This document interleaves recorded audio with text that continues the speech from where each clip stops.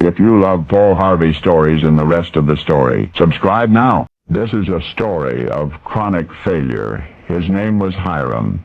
Lack of self-confidence was Hiram's main problem, they say. Well, let's see, he served pretty well in the armed forces, but then it was somewhere else. And also the rigid rules and regulations made Hiram feel secure. One day his hitch was up. Hiram was utterly on his own, feeling very lonesome. He and his wife owned 60 acres of raw land in Missouri. It had been a wedding present from his father-in-law. So Hiram decided he was going to be a farmer. Well, he cut some trees and built a house in the clearing. What wood was left over he sold in town. But Hiram, well, he was not quite farmer material. The first indication of this was his impatience. For example, he planted okra seeds, and when they didn't sprout right away, he'd begin probing around in the soil with his pocket knife. There were to be no huge harvests on Hiram's farm. Within a year, he was desperately in need of seed, with no money to buy it. He was lacking farm tools, which he could not afford. He asked his father for a $500 loan and was refused. He cut more trees to sell for firewood. He pawned his gold watch, but it was too little cash and too late. So Hiram and his family abandoned their farm. They moved to his father-in-law's country estate and attempted to manage that estate.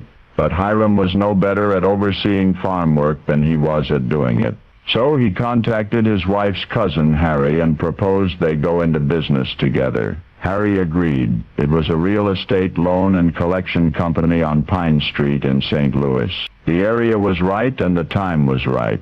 Everything was right except Hiram. He was just too soft-hearted to collect rent from families unable to pay it, and in general too tender for such a tough, competitive enterprise.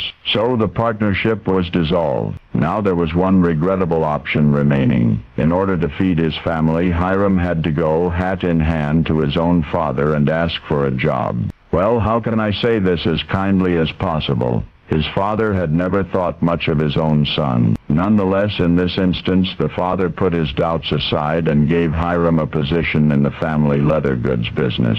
Hiram became a bill clerk.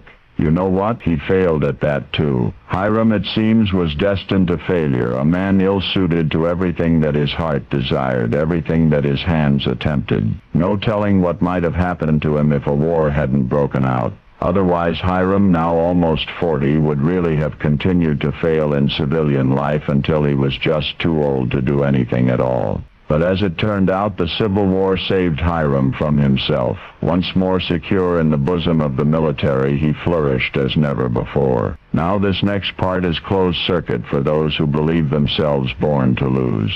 Don't settle for that. Don't let anybody convince you. Certainly don't let yourself convince you that you're born to lose. You just never know where a string of failures might lead. Take it from Hiram Ulysses Simpson Grant, who outlived his own apparent ineptitude to command the Union Army and to become President of the United States.